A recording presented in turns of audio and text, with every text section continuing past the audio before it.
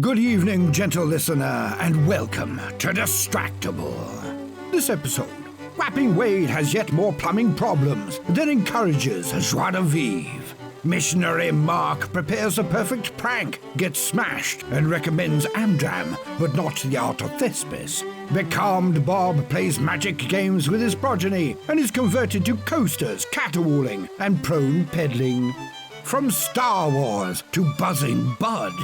Yes, it's time for Try New Things.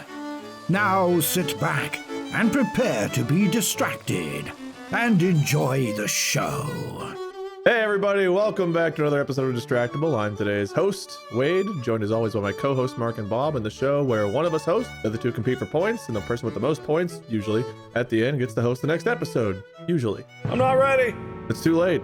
I'm double ready. I'm not. I'll take Mark's readiness points. Thank you. Hold on. All right, readiness point for Bob. Oh, God, no. Ready. Wait. Oh, I might have to mark a second ready point. How long you need, man? So long. Oh, man, I need so long. All right, well, I guess that's the second readiness point. That was not the correct answer, believe it or not. They're going to me, right? Yeah. No, I can give you a negative readiness point. Oh, but that would make me unready. I'm so ready. Are you sure? No, ready. Great. Hold on. We're holding. I have to make a mission critical purchase. It's mission critical. Oh, he said mission critical. That does mean something. For what? I don't know what. I just know that it means. It's mission critical. Is it food? It's food, isn't it? It's mission critical. Almost there. Yep. What mission? Hold on to your ass. I feel like you're R2-D2 and I'm Luke trying to figure out what message you're hiding about Princess Leia. Bam! Done. Wasn't that easy? Already? Man, oh man, am I gonna have to say your name first on the points at the end?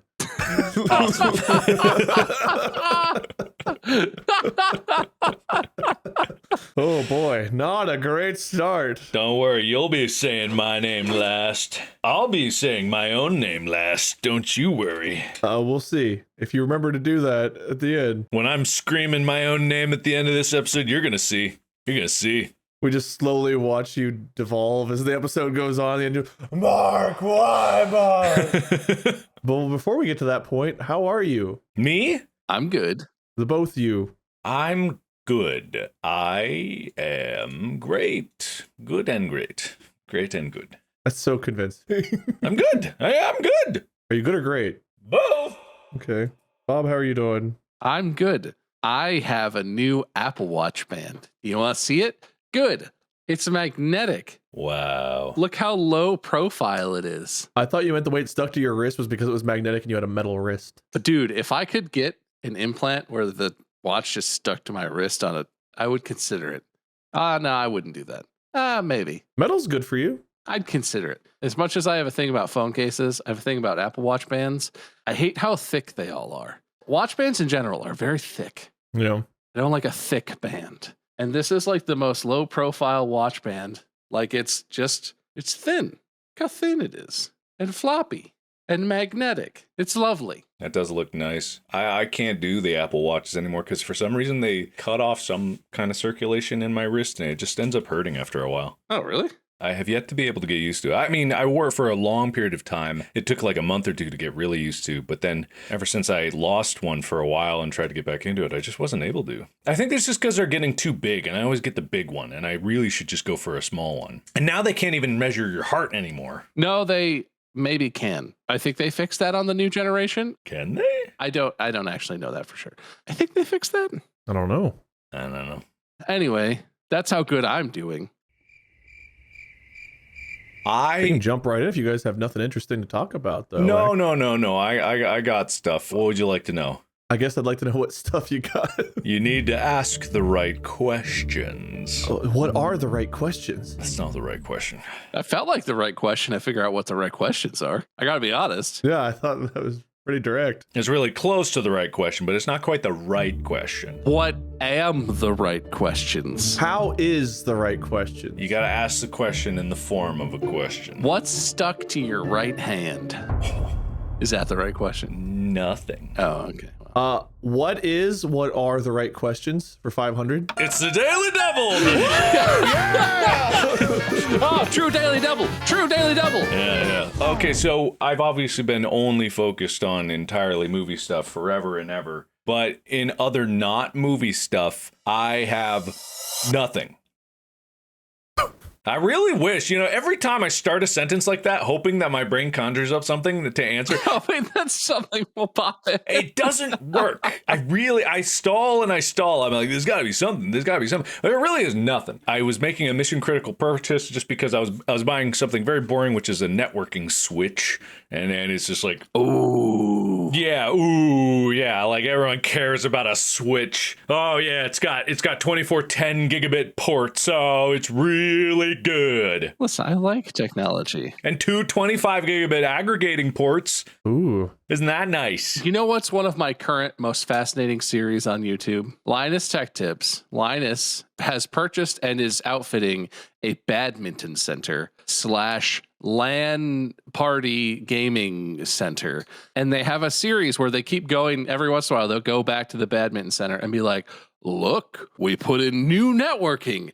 This is twin fiber optics run up and down the whole core. And look, we got these security camera. It's fascinating. I love a new piece of technology, even if I'm never going to own it and it means nothing to me. Just watch someone else be like, ooh, and that means we can do this now. You know what's funny is I actually reached out because I was going to have him help me with some of the networking for my render farm. That was supposed to happen, but then I ran off to Texas, and I bet they think that I'm just ignoring them, which happens a lot. Some people are like, why don't you collab with a bunch of other people? It's like, sometimes I try, and then I get swept up, and I run away and disappear and don't talk to them ever again. But that was supposed to happen. It might still happen. Is it going to be a video? Yeah. That would be my favorite collab ever. They were very curious about, the render farm when I was talking about it, and they asked like what I was doing with the kind of hardware I was putting in. And when I told them that I had as much power as I did, which was like it's 12 9684Xs, which if you know what a processor is, it's a very high-end processor, and having 12 of them is kind of ridiculous. And so the networking part of it, though, I don't know that very well. So I was hoping someone could help at least connect them all. So I got to get back to them. I have a funny, they're not going to find it funny. I have a really funny joke I'm going to do when they get here. I can't tell you the context just in case word gets to them, but I got a real funny one. You know me and my funny jokes. Dude, you have the best goofs around. I can only imagine. Oh yeah. They're good. Are you going to tell them about, oh, what was that water that you were so hype about? No, it's Glauber salts. You can tell them about Glauber salts? I have mentioned this casually, yes. But that's not the joke. The joke is so funny. It's going to be so funny. What is it? I can't tell you. You're asking the right questions here, mister. Bob, any conniving schemes you've got going on that we can't talk about? Oh, yeah. So sometimes when I'm playing with James, I'll pretend to throw something, and then actually I didn't throw it, and he hasn't figured out yet that I do that. And so I'll just mess with him and be like, let's throw the ball to you. Whoop! And then he freaks out for a second because he's like, what the fuck? And I'm pretty sure I convinced him I'm some kind of wizard. I do that with the dogs sometimes. So I'm going to see how long I can keep that going. Lexi's worked that out. Lexi is no longer fooled by that one. I've done it too many times, but James is still figuring it out. So that's pretty conniving, right? That's very conniving. Yeah. Nice. I would tell you all what's going on in my life, but other than more plumbing issues, I do have more plumbing issues. You have new plumbing issues? Yeah, so we had the backflow thing removed, right? Then they wanted to come check everything out. They're like, okay, we're just gonna come out, do an inspection, make sure everything's working good. And they came out working good. They're like, well, while we're here, let's go ahead and just test. We'll do your normal inspection. We'll test your faucets and things. The guest room shower, they went to turn on the tub faucet thing, and it was pouring out water, and they're like, all right. They flip it to the shower trickles out some water, the tub part's still pouring out, and then behind the tub part, water starts spraying where it connects to the wall, which is not where it's supposed to be spraying. So we went to replace that, and plumber came back and was like, okay, you guys have the trim thing? I'm like, yep, got it. Is it the right one? Yep, this looks like the right one. Great. Shouldn't take long. Went to install it, and I guess it comes with an O-ring that helps seal it, and somehow the plumber took this new O-ring and just fucking ripped it in half or something, and was like, well, I can't finish installing it because you see this O-ring is damaged. I accidentally ripped it whenever I was doing blah, blah, blah, blah. I was like, oh, okay. He's like, don't worry. We got tons of these. I'll get one, be back out tomorrow to fix it. They have ghosted me since. I've heard nothing. Oh, no. Oh, no. This O-ring is lost in the void. Per usual, we've got company coming soon, and I guess I got to rule out that particular bedroom because, well, the bathroom, if you try to use the shower. Also, this is a more subtle thing that doesn't apply to everyone. If you get a generator installed, your generator comes with a set of keys that keeps it locked up so people can't just access it that are going by. I highly recommend you don't lose the keys, because man, oh man, can they not inspect the generator if you don't have the keys? Not saying I lost my keys. I'm just telling you all out there, don't. You know what that axiom that I live by when you're talking about keys is don't lose them. Doesn't matter if it's for a bike lock, for a cabinet, maybe you got keys for some kind of deck box, generator. You know what I do is I just keep those. Yeah. Wait, I know the exact feeling. Did I tell you guys about when I lost the keys to my generator? No. And I had to get a locksmith out to open it? Yeah. Now, the thing about those locks is you could put a spork in there and turn it and it would be fine. It would bust open in a second because they're not really that secure, but I didn't want to break it. Now, a locksmith comes out and he gets it open in 2 seconds. Literally, like, he doesn't even pick it. It's just like, crank. All right, that'll be $350. And I said, no fucking way. Your quote was 99. You quoted 99 before you came out here. I'm not paying a cent over there. I literally am looking at this guy and I know he's ripping me off. He's trying to rip me off because I tell him, like, that's not what you quoted. He's like, that's just your price, man. I don't set it. I was like, yeah, you know who did set it? Whoever quoted me $99. You're not, I don't care what you say. He was like, well, it was 2 locks, man. It was like, it was the same key for both locks. You didn't even make a key. It's just like, it was 2 locks, man. $350. It was 2 locks, man. I was so mad. Let's see, $99 includes driving out there, picking a lock, and leaving. Second lock, 99 goes to $350. Yes, that's what it was. And as soon as that Venmo went through, the guy ran. The guy literally ran to his car because he knew how pissed I was. He's not even the locksmith. He just saw the locksmith pull up and he ran in instead. Well, that's the thing. When I was calling him out on it, he started to get like those adrenaline shakes. Like he knew he was like, under pressure. And I could tell like he was squirming. He was going to cave and he was going to be like, all right, fine, but it was just, then he ran. He fucking ran. And I turned to him like, what are you doing? I mean, it's fine. I shouldn't have lost the keys. I know that, but still, it's a principle of the thing. I'm not going to let someone rip me off right to my face. All I'm thinking about right now is I set myself up so hard. The next time I need a key for something that I don't use daily, I'm going to go and be like, oh, I'll go find the key where I left it. It's not going to be there. Yeah, that's true. I put that key. I remember getting the keys. I have a vivid memory of being handed those keys and being told like, yeah, hang on to these. You'll get like an annual inspection. You'll need these to open it up. And I was like, cool.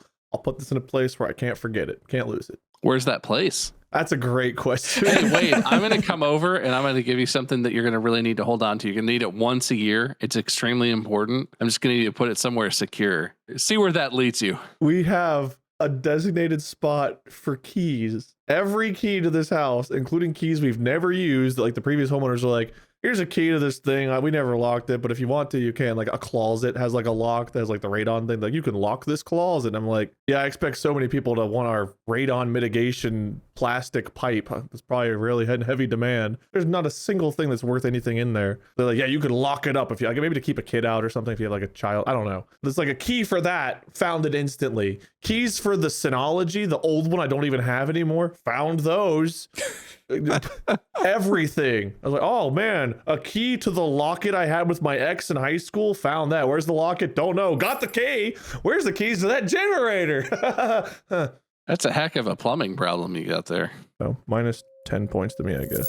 How many keys you got for that system? You're like the key master in the Matrix, just like key after key after key. One of these is for radon, the other's for uranium, the other's for poop. I don't want to get these mixed up and clink, clink. You said Keymaster in the Matrix. I want you to know I pictured the Oracle from The Matrix, but then I also pictured the Page Master, like the childhood movie. No one talks about the Page Master. Great movie, dude. Wait, have we not talked about the Page Master? Because that movie is dramatically underrated. Exactly. And traumatizing for children. A little bit.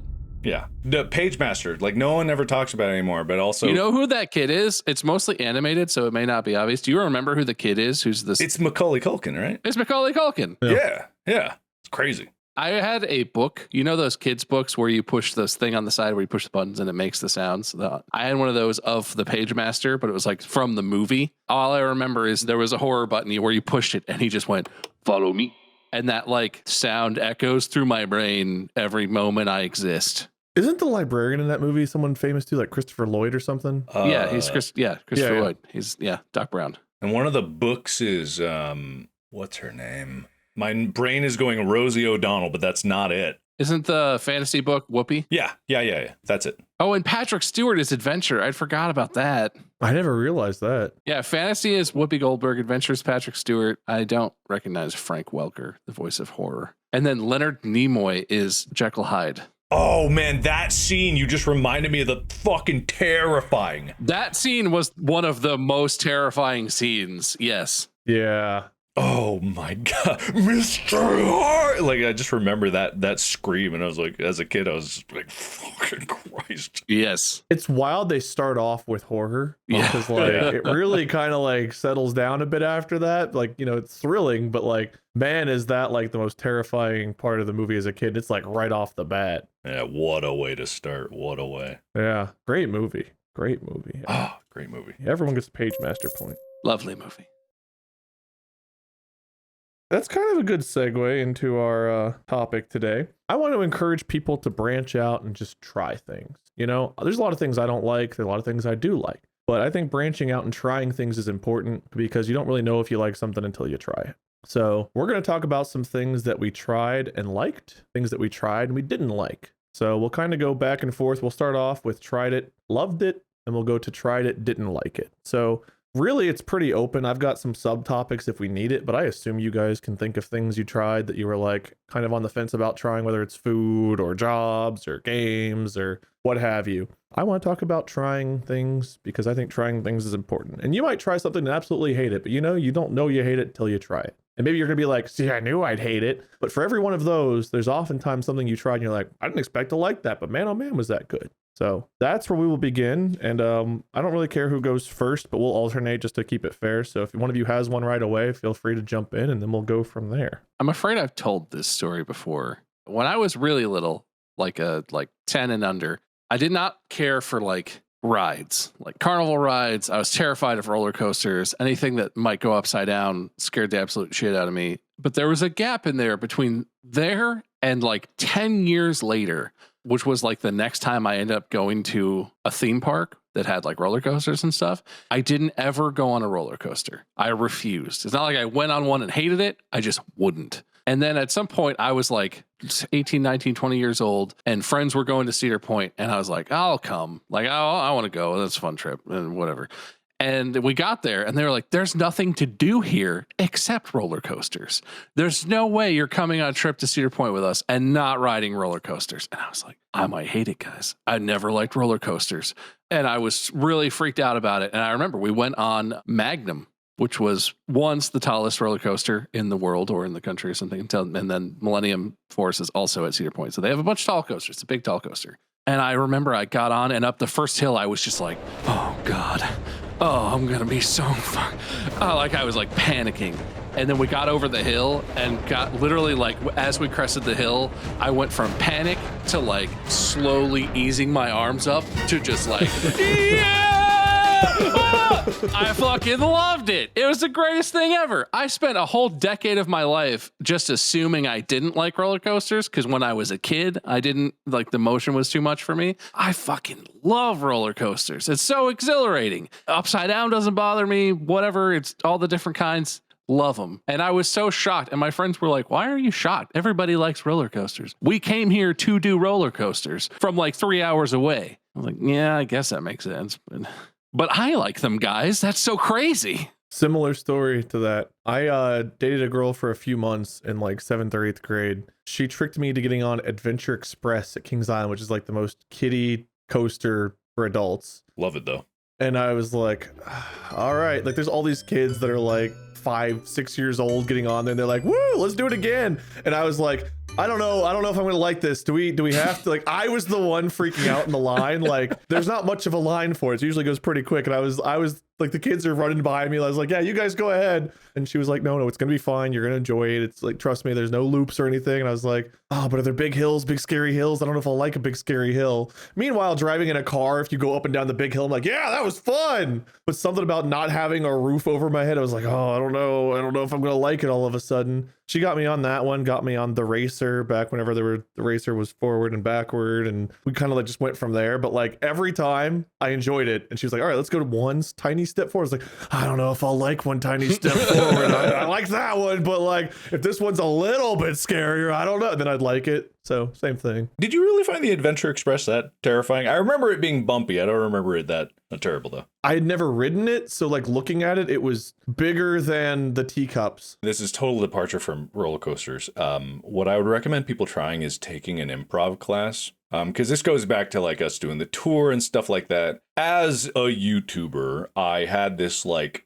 well, actually, even before I was a YouTuber, I loved Whose Line Is It Anyway? I thought it was hilarious. I still think it's hilarious. I don't watch it as much as I did, but I watched it religiously back in the day, looping through. People know that. But taking an improv class is such a drastic difference from watching it because you won't realize how unfunny you are until you take that first improv class. 101 is just a bunch of people. Everyone's nervous, no one's confident, and no one has any instincts unless they're just there taking it again for fun. But I recommend it because it's kind of a safe space to suck, and it's not on stage. It's just with a bunch of other people that also don't know, and it is fun when you start to understand like that it is just supposed to be for fun. I believe actors should take improv classes. I learned more about acting in an improv class than I ever did taking an actual acting class. I don't recommend people try an acting class, especially if it's like an advertised one, like, go to acting school, we're so prestigious, we'll teach you so much stuff. It's like, I hated every acting class I ever went to. It's just such a smarmy, stupid area. But the improv classes were actually very fun, very educational, and did help train that kind of openness and natural response. So if you ever wanted to get out of your comfort zone, I recommend taking an improv class. It's good times. I'm assuming you took one beyond what we did for the tour, or are you talking about the one we did together? I took one before we started getting training from Rachel. I had that experience whenever we were doing that in front of Rachel, and it was like, I've got this great idea, man, this is going to really hit. And with Rachel as our only audience member, and she just sit there like stone-faced watching us, and like you could just feel like, oh God, technically I did something wrong. Was it funny? It wasn't funny. Am I funny? I'm not funny. No. Like you have all those thoughts. Every scene you do, you're like, you go through like those catastrophic thoughts of like, dude, what a great scene. Oh, she's not laughing. Was it funny? Like just questioning everything. But that's still one of my greatest joys in life. I made Rachel laugh once. Was it the time she went, ha ha, dick? Is that it? Well, no, that wasn't to me. Or was it? That was to someone who just like no-butted the absolute fuck out of an absolute softball. Yeah, it was like a conversation in 3 lines. And so it was like, hey, David. And they're like, I'm Jeremy. Like, wow. No, I don't remember if that was it or not, but I just remember I made her laugh by being so inept at the game we were playing that I absolutely demolished every rule all in one sentence and action that I took. But still, I made Rachel laugh. So it was funny. She's a tough audience, though. And also so effortlessly funny that I remember that feeling. I'll remember that for the rest of my life. I think when everyone buys in and accepts the rules of improv, if somebody does break the rules in the right circumstance, it can be really funny. Oh, yeah. Being a musician, I know this well. You have to earn your bones before you're allowed to just willy-nilly break rules and whatnot. But it's so easy to break the rules. I love Whose Line. I want to go back and rewatch the old seasons again. That Arctic turd bit has been in my head for a while now, too, because it came up on social media recently. What sound does it make? Backstreet Boys? No, Colin. That's wrong. I was thinking of an owl. The scene they do, I forget what the game is called, but basically they're like, they've got to like beat their spies and they have to break into like the I forget if they even call him. I call him some fucking crazy. It was like the Eberflus of something or another. And they're basically, it's like the cat. The scene with the cat. Yeah. I don't remember much about the scene other than they're like breaking into some like prince's apartment or something, and they've got to like change out his burnous. The burnous of whatever. They couldn't get the name either. And like you could tell Ryan and Colin don't know what a burnous is, or at least one of them I don't think did. They don't know who the hell this person is, and the whole time Colin is just like fucking with Ryan, and Ryan can't keep it together, and it's so funny. The burnous scene. I don't remember all the specifics, but God, that every time that whole scene always gets me because we need something to agitate it. Give me the beans. The cat. No, that's no good. The cat's wet now. Can't use the cat. God, it's so funny. That's number 2 where the no but works. The cat. No, the cat's wet. Because his building is like, come on, man. The cat's wet. No is different than we can't. That's true. Can I steal someone's story for a thing that people tried, but it was someone else, but they liked it? Sure. Karaoke. Interesting. I am not a big singer. I'm not a big singing in front of other people type person. I love music, but I play instruments. I don't sing. And I didn't do this, but this past weekend, Mandy was at her brother's birthday celebrations. And one of the things they did is they went to a karaoke bar. And this is not like the Korean style where it's like you get your own room and you just your party kind of singing with each other or whatever. It was like the whole bar is watching. It's a stage. You go up on stage, you do a song in front of everybody. She was very reticent about it. And basically they all got there and everyone was like, well, we're here. You have to do it now. You have to do it. And she, she got pressured into doing it. She thought it was going to be awful. She was really nervous about it. Mandy's honestly a pretty good singer. Like she's a good musician.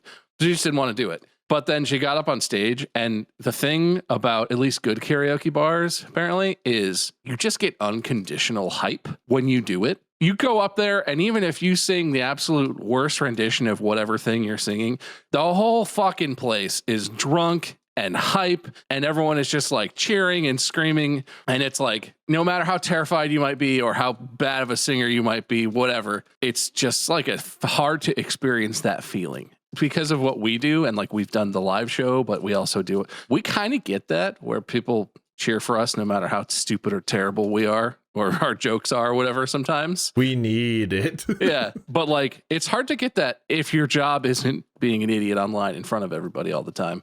And she said it was like just the best. It was that karaoke bar was fucking great. And it was great to do. And it was like a big morale boost to just get that kind of unconditional hype and cheering. And so, yeah, do karaoke. Get out there. It's terrifying, but it's exciting. Here's a tip. If you're nervous, pick a song that is universally loved, like do like Sweet Caroline or something, because then everyone's going to sing along with you anyway and clap along. You can't go wrong with like a classic that everyone else wants to hear or sing along to anyway. What you should really do is try and do Rap God. Everyone loves Rap God. Our VFX guy, Wes, we had a rap party for Iron Lung, and it's, at the rooftop bar someplace. We've done it for Heist in Space. Rap like the end of the party, or rap like everyone had to rap? Like wrap up, Wade. Like wrapping up, yes. And Wes loves karaoke. Loves karaoke. So he brought his own karaoke setup, which he has, to the rap party. It wasn't there. And what is so amazing is some of the people that you would never expect are unbelievable karaoke experts, I would say. One person, he was in the makeup and like prosthetic design. He regularly wins competitions for performing karaoke. He is incredible. And some of the people like in like the lighting department, Bailey was just like an unbelievable singer. And there's so many other different talents that were getting up there and just yearning for it. Everyone loves karaoke. It doesn't matter if you're good or bad. And then doing it in a group setting is just amazing because you'll see like these talents come out of nowhere and just like blow you away. It's super cool. Very fun.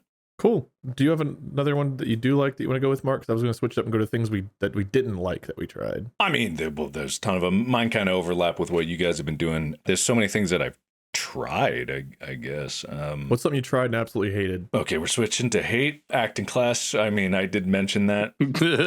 That's fair. Here's why. In acting class, unlike with 101 improv, you have people that have been taking that class for years and years. And the problem with that is in each acting class, they start to develop their own inside language and their own inside jokes and their own inside what is good. And they develop a taste that is exclusive to that class and not necessarily, even if the class is teaching a subset of acting that people really believe. And in all honesty, like, each subset of acting is just a different way to get to the same point, right? Believability or like truth in the moment or yada yada. It's what improv is, just being relaxed and in the moment. But then you get these people that are just so unbelievably pretentious, and they almost teach through shame. Right? They teach by going, when you go up and try to do something and you don't do it right, instead of everyone laughing it off and being like, haha, no, not like that. No one laughs. No one does anything other than just being like, wow, you're not doing it right. At least some of the acting classes that I've been to, but I've been to a few now and they're all the same. And so you have people that just don't want to give you any kind of leeway outside of the box that they believe is the right method. And I'm not saying all of it's like that, but I've had much better experience with one-on-one practice and coaching than I ever have in a class setting. But obviously, it's harder to get that because that's more expensive to pay for one-on-one training. But also at the same time, I've learned more about acting just by doing than I ever did taking a class or learning. Something you hate, Bob? I'm going to start with a big one. Oh. It's going to out me as a nerd and generally uncool loser person. My first one I want to go with is alcohol. Can I just say once and for all, I understand that adults are supposed to have your palate develops, and I do feel like mine has developed, and I like more complex and bitter and whatever flavors than I used to. My scale for like what alcohol I want, if someone is like, we're having drinks and they're like, what do you have, is what do I find the least offensive thing I can drink from the bar that we're at or whatever. And it's generally like a gin and tonic or some kind of really light beer, not light beer, but like wheat beers or something, because they have pretty inoffensive tastes. I thought at some point, I don't know everyone. A lot of people have that experience where you're in college or you're college-ish age, right? You reach drinking age, because I would never have drank before I turned 21. I definitely waited. And you get that first opportunity and you're like, oh, I get to try this now. And the first time you try beer or whatever, you're kind of like, yeah, it's great. Ugh. But like you're supposed to like it, right? It's a thing. And especially it's your birthday party or whatever, like, fine. But I never got past that. Every time I've ever drank anything, it was mainly because we were in a setting where everyone was like, let's have a drink. And I didn't want to be that one guy who was like, oh, give me a Diet Coke with a lime on the rim. That'll hold me over. Really want to mix it up with this lime. It's just gross. You guys are not big drinkers either, so maybe this is a weird group to have this conversation. Is there like an alcohol you really like you drink it and you think, delicious? Or is it like you drink it and you're like, wow, despite how burning that is in my mouth or whatever, I can tolerate that? Are you talking beers or alcohol? Because it's been a while since I took a shot. Anything. I don't know. All of it, even mixed drinks. I like non-alcoholic beers of certain types. I don't want the fancy IPA with all the hops. I like a non-alcoholic light beer because I drank piss water even when I was in college, and I enjoyed it because it didn't have a lot of flavor, but it had just enough. So I do enjoy, like, my most recent one is called Athletic Light. Athletic makes a bunch of other ones that I don't give a shit about. They're all these upside down or whatever it's called with like, oh, it's got so many notes of yada yada and I don't care. You can really taste the dirt it was grown in. I was like, I don't care. Give me the light one. So the light one is actually great. I like it a lot. Crazy expensive. Way too expensive. There's not even alcohol in it. Why is it so expensive? It doesn't make any sense. That is kind of silly. Smirnoffs, Mike's Hard Lemonades, those kinds of drinks I enjoy. There's like a New Year's celebration Mike's Hard Lemonade that had like some different flavors that I actually really enjoyed. Pina coladas, like fruity drinks like that. As long as they're lighter on the alcohol. I don't want a lot of alcohol. In fact, I would be happy with just like a virgin daiquiri or virgin pina colada, but sometimes like a little bit adds a little bit of a flavor without being like the burning grossness. But if they put too much in there, it's just kind of like, oh man, the bartender was generous tonight. Yeah.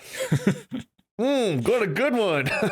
But like, if your goal is to get intoxicated, I guess that's what you want. But for me, it's like, if I get, like, when we were doing Drunk Minecraft back in the day, man, we'd record earlier in the afternoon and getting fucking hammered at like 2 p.m. and then having the rest of the day to be like, oh, fuck. Good thing I don't work today. It's my day off. Dude, have I ever told you about that time I was at Maker and we were doing an idea that involved drinking? Have I ever talked about this? I don't think so. I don't remember this. This is one of the first times I was coming out to LA, so it was very early on. And there was this idea to do a kind of mini series that was about, drunk history, right? It was a parody of that, but talking about video games. So I was get drunk, talk about a game from your childhood. It was actually not a bad idea. Just like, it doesn't have the same punch as drunk history because you're just recalling something from your childhood or trying to explain it to me. It's like a spin-off of that sort of thing. I could see that. So I did that.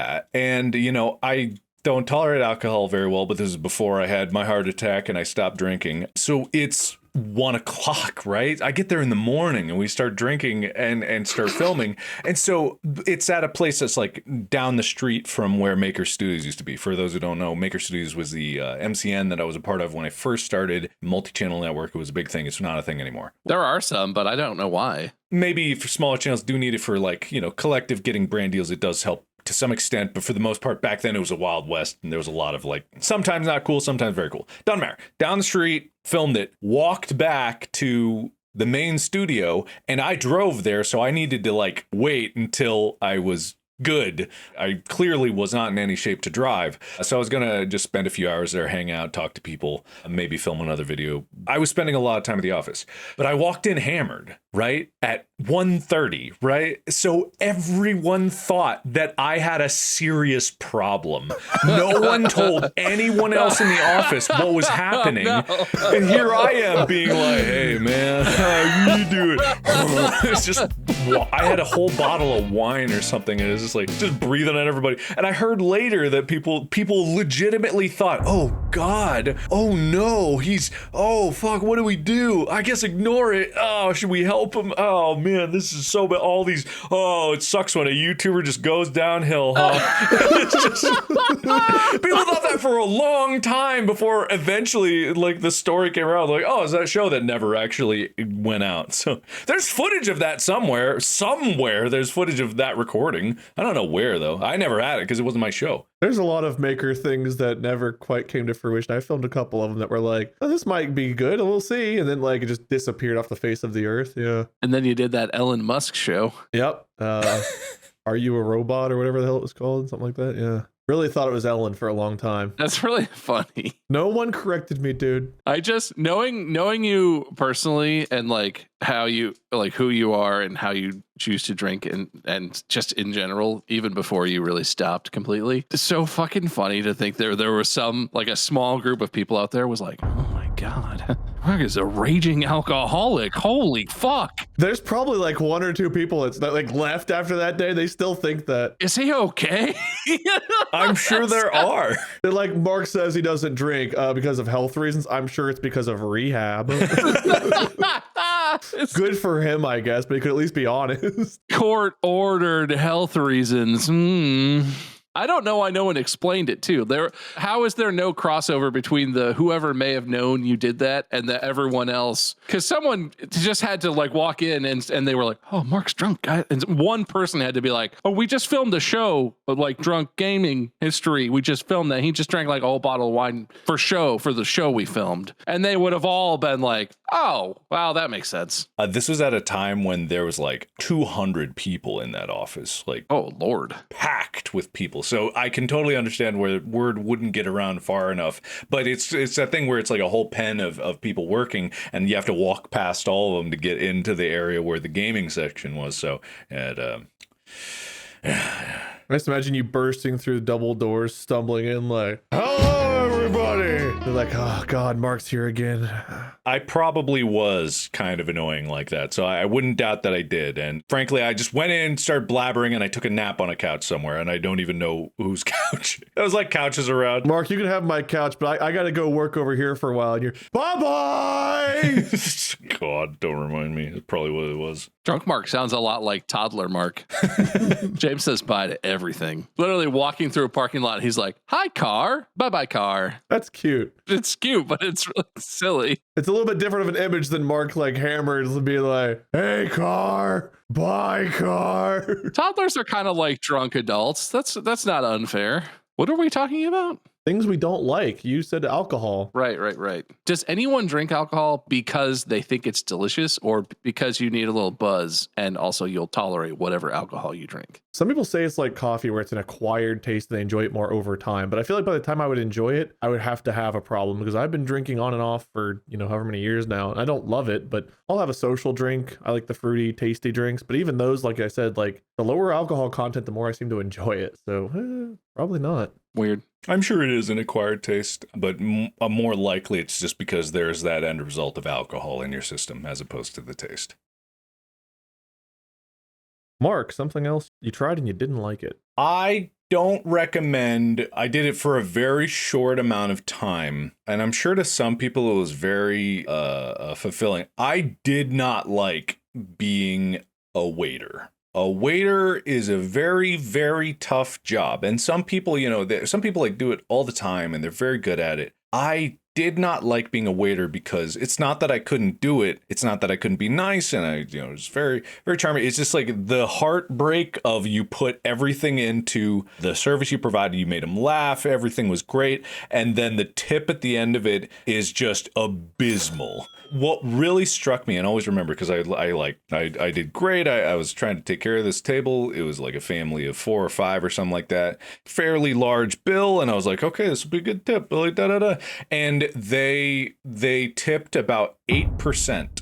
And they left a note being like, great service here. You deserve this to an 8% tip. And I'm not a big proponent of tipping culture in general. I feel like that probably should change someday. But that was heartbreaking. And I realized it doesn't matter how much effort I put in. This is just the way it is. So I couldn't do it. Also, the terrible tables were just awful. People don't give a shit. And people get really mad for the smallest reasons. And they just want to take their frustrations out on someone that they feel is beneath them. So, yeah, don't recommend that. No, that is a tough job. Yeah, very tough job. I know everyone, like, the economy sucks right now and people are struggling for money, but like waiters and waitresses, I feel like I've always usually been under tipped. I try to tip well whenever I go out and have service or whatever, but like it does not sound like a fun thing to have like that unpredictable of a income. Yeah. I gave you a point and I wrote waiter and I drew a top hat on the W for no particular reason, but I just wanted you to know that it's there. Thank you. He wasn't a fancy waiter, okay? Let's not get it twisted. It was for the sushi place I worked at. I also worked at. So he's like, fuck you, Bob. I hated that job.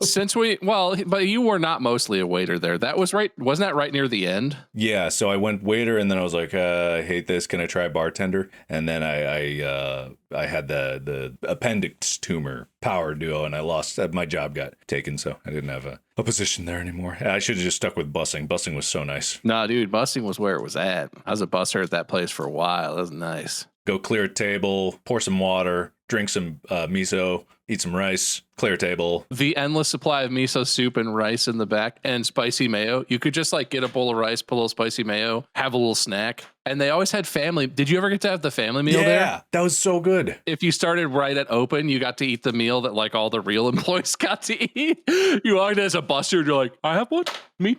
Yeah. Oh, it's delicious. It was always good. That job was amazing. That was a great place. I did not realize how good that job was until I lost it and had to I worked a micro center and And the guy who managed it too, Leo was his name. Leo was awesome. After I worked there, but before we moved away, Mandy and I went to Ichiban a few times. And every time we showed up, Leo would be like, hey, Bob, look at your special table. Have some appetizers. But that dude was awesome. He was super nice. I love his New York accent when I believe. Let me be honest, Leo was Chinese and he was an immigrant. And I'm not going to try to emulate how he actually spoke. He was like just the best dude. Probably one of the best managers I ever had. Very awesome. He was really, really cool. He was cool to me too. Whenever I went back, I never saw him there. But man, yeah, that was a really, really good job. Good place. I hope it's still in business, is it? I don't know. We've been meaning to like have a look and go stop by if it was still open, but I think I looked on like Google Maps and it's still there, but I have no idea if it was like sold to new ownership or what exactly. Okay. Well, hopefully. Or if it's just not marked as closed on Google. Who knows? Mark hated that place. Good point for Mark. It's funny that you brought up like a job. This is a thing I did as a job for a short time Wouldn't recommend it. Driving rideshare. And specifically rideshare, because I also was a pizza guy. I did this before the time of like Uber Eats and DoorDash and things were big. I would have probably really liked doing like food delivery. Driving a rideshare, I drove for Uber specifically, but doing that, it wasn't like always bad. But the bad parts were so bad, it was not worth the rest of it because it was just a string of people. Like some nights I would only meet nice people. Some nights, every single fare, they get in and you're like, hey, are you Melissa? Yeah, we're going, okay. And you do the drive and they tip you and it's like cool and whatever. It was decent. But the bad ones, holy fuck, are the bad ones etched in my memory forever. The worst fare I ever had, I drove a Ford Fusion. And I was just like an Uber driver in a mid-sized sedan. So I could accommodate 4 small adults. Like there could technically be 3 people in the back seat, but that was it. And one time I pulled up, we lived near North Carolina State University. And so I would do a lot of college fairs.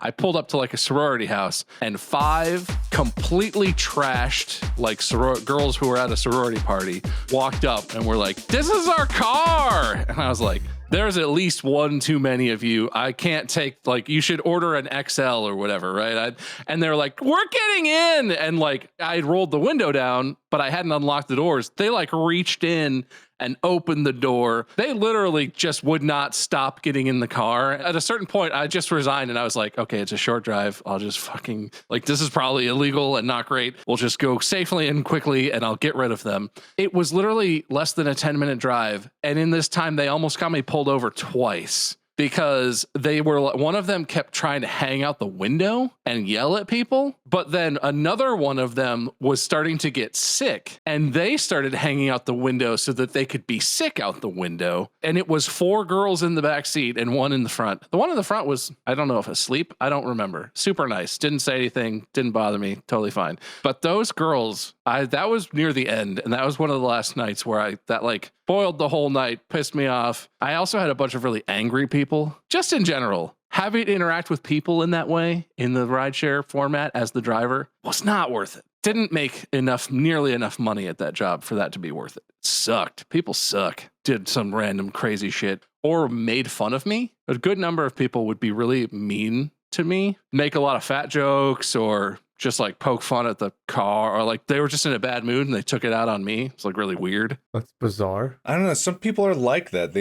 They're like, okay, this person I've hired, status, I need to build myself up. And the only way I know is to put someone down. Some people are just like that. I've told you about the guy that I knew in college. Anytime a girl was around, he insulted every other guy around him. Just because he had to make himself feel, not look, it was not a good look, it never worked, but make himself feel like he was above everyone else, and that would mark him as like just a Adonis of a man. And that's real Sigma shit right there. Yeah, absolutely, 100%. See, I had the opposite thought whenever you're talking about the rideshare thing. Do you remember, Bob, I don't know if you were there or not, I can't remember, but there was a convention we went to, I think it was in Boston, it was. I think I was there. And we were going to a maker party, and we called a cab, and we were running late, and we made the mistake of telling the cab driver we were running late, and it was at least the 3 of us. I think it was the 3 of us. I was at least with you, Mark. Mm-hmm. But like, we told the cab driver we were running late, and he proceeded to drive in like the middle of the road, rolled down both windows, had a middle finger hanging out of both sides, and fucking just flew,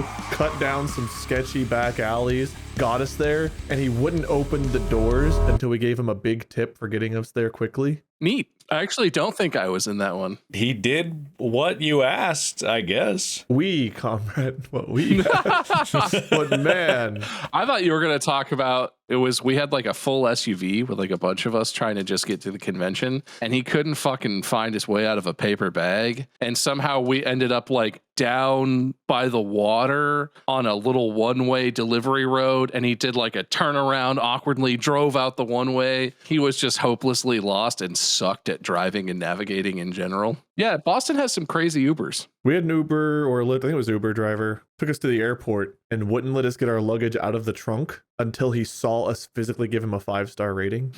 God. Out of the trunk? Our luggage. Oh, I thought you were trapped in the trunk. It's just I missed something key there. No, our luggage was in the trunk. We were able to get out, but we couldn't have our luggage until we gave him a 5-star rating. I've seen that in a comedy sketch on SNL, not in real life. Really happened. He was angry, kind of muscular guy, but would not let us have our shit till he saw the 5-star rating. It's like, dude, I would have just given you one. Like, if the ride was fine, why the fuck are you so scary now? Does he know that you can petition afterwards? Tell him that you were going. Tell customer service. Tell them that was a very bad experience, actually, and you were just trying to avoid a muggening. Yeah. Mugging? A mugging? No, that's it. Yeah. Yeah, we were going to get muggened. Don't know, man, but it was like the whole ride was perfectly fine. He was nice. He didn't talk too much. Like, we kind of chatted among ourselves. It was great. Got there, and then all of a sudden his demeanor just fucking shifted as to like, I'll let you have your stuff once I see you give me a 5-star rating. And it's like, you saw him up in the front seat, just like the shadow on the ceiling. Can we get out of the car? I am Mr.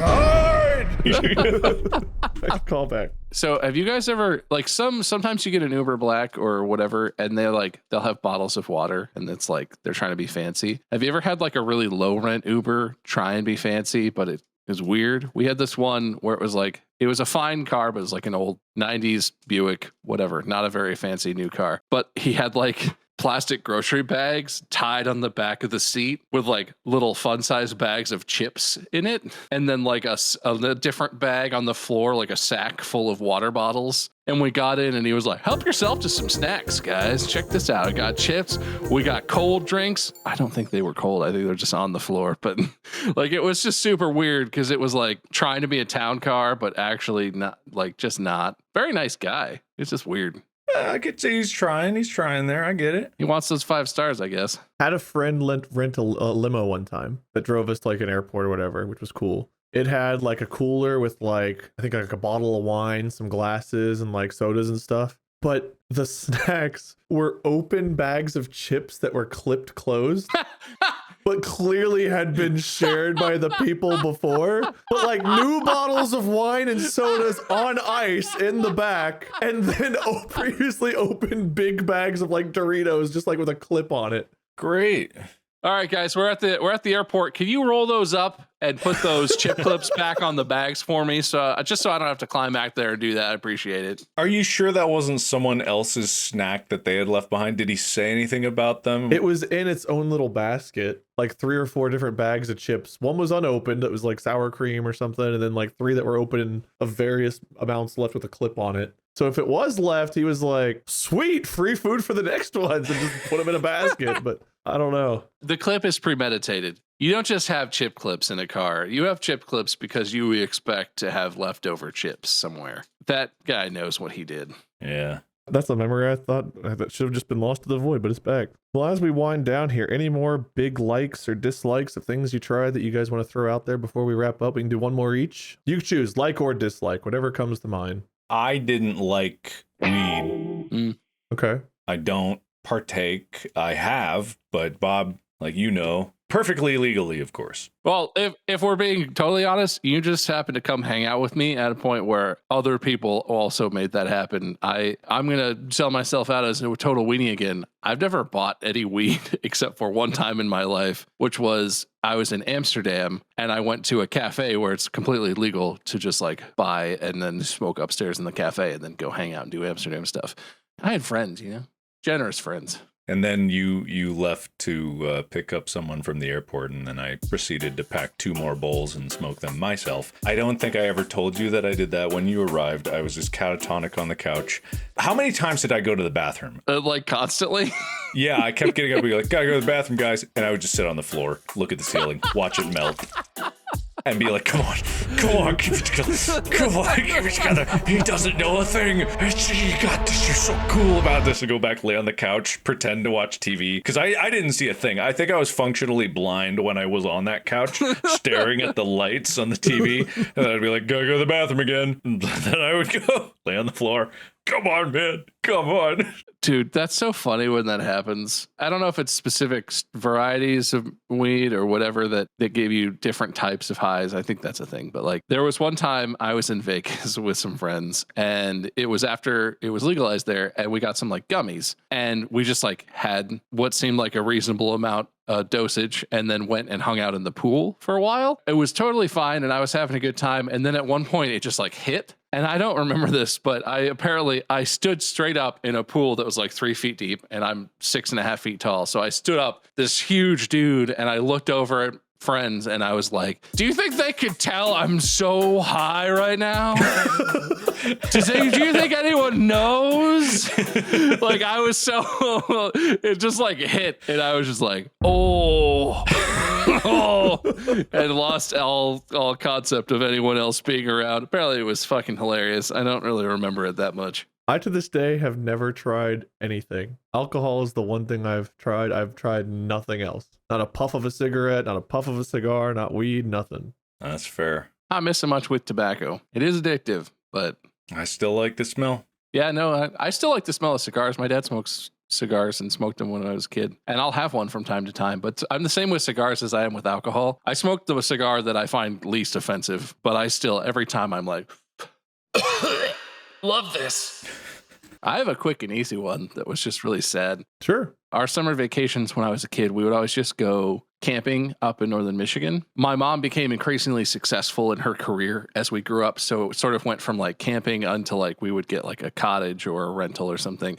But there was one place, I don't remember exactly when it was, but we were camping somewhere and there was this place that was renting out recumbent bicycles. Recumbent meaning like you sit back and the pedals are kind of in front of you and it's like you're really low to the ground and you're kind of laying back and it's a bicycle. And everyone was fucking riding them. They were yellow, they were bright yellow, and you saw them everywhere. And we were there for like a week camping and just hanging out. And every day I was like, God, I want to do that so bad. God, can we rent some of those bicycles? And my parents were like, that don't look very fun. I mean, we'll think about it, but like, I don't think you're going to like, and I was just obsessed. Please let me just ride. I'll rent it by myself and I'll just ride around by our campsite. Finally, they relented and went through the whole thing and paid, and it was kind of expensive, blah, blah, blah. Finally, I got my helmet. I sat down. I rode maybe 30 feet before I was like, oh no, I'm committed to doing this for like the rest of today now. I have made this such a big fucking deal. I never said a word about it to my parents or anyone. I just rode around. It was like, yay. I fucking hated that thing. God damn it. Some people need to ride or come a bike for physical reasons, posture reasons, or whatever, physical demands of their body. However, they're so fucking uncomfortable to me. Oh my God, I hated it so deeply. Anyway, that was very disappointing. I never told my parents. I pretended to like the shit out of that recumbent bike. To this day, they think you liked the bike. They probably were watching me ride around smiling but crying and were like, I knew he wouldn't like it. Now he's just going to have to ride that thing around all day. Good stuff. Well, good episode, boys. I'm going to go through here. Let's see how we all did. Mark, let's start with you. Oh, come on, man. Don't do me like this.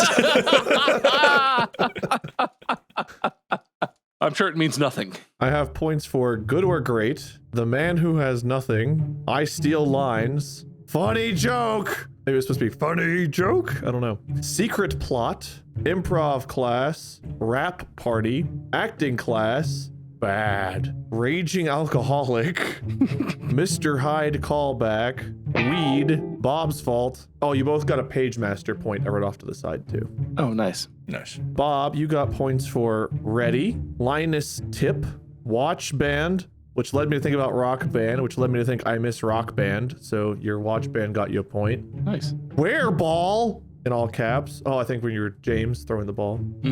Park rides, the roller coasters, made Rachel laugh, alcohol bad, bureaucratic, KRADIC, too bad. You know, cratic too bad is definitely what that probably says. Probably. Driving ride share, sorority no. Can they tell I'm high? And campsite biking. Mark, you finished with 5, 10, 15, 17 points. Oh, cool. I wonder who won. Unfortunately, because you didn't get the 2 bonus points at the start, you started off a little behind. Bob, you finished with 5, 10, 15, 16 points, meaning Mark wins. What? No bullshitties? No bullshitties. And then I get the 2 extra points. And then Bob gets 2 extra points, but Mark does too because Page Master. All right, do the outro, fellas. I'll be right back. You don't need me. All right. That's your loser speech, right? Oh, wait, loser speech. Yeah, I mean, I suck. Look, I suck so bad, I quit the podcast. Bye.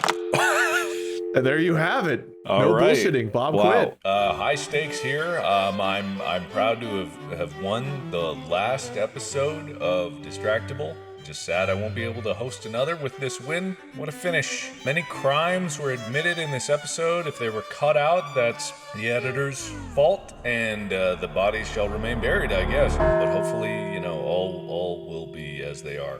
Bob is currently running away from the police. They're coming for him. We can only hope they catch him. He deserves it.